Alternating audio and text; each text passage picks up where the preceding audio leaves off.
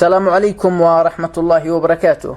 من جديد يقف المنتخب اليمني أمام لحظات لا تنسى، لحظات قد تصنع التاريخ وتفتح الطريق نحو المجد. 3 مباريات ولكنها ليست مباريات عادية، بل معارك شرف وامتحان حقيقي لإرادة الرجال. في 18 من نوفمبر يواجه اليمن منتخب بوتان، مواجهة لا تقبل القسمة على 2. الفوز فيها هو البداية نحو الحلم الآسيوي الكبير، كأس آسيا 2027.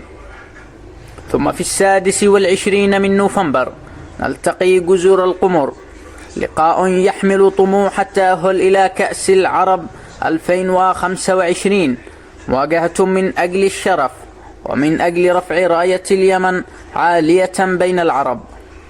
أما في 31 من مارس القادم فسيكون الموعد مع لبنان، مباراة عنوانها إثبات الذات وإعلان أن اليمن قادم وأن أرواحنا لا تنكسر مهما كانت الظروف.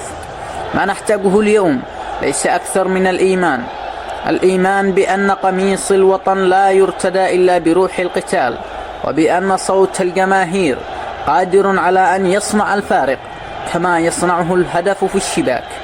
فكونوا كما عهدناكم يا أبطال اليمن، قاتلوا من أجل الوطن، من أجل الفخر، من أجل أن يسمع العالم أجمع أن اليمن لا يستسلم. وفي الختام نقول من القلب بالتوفيق لمنتخبنا الوطني في كل خطوة وكل مباراة.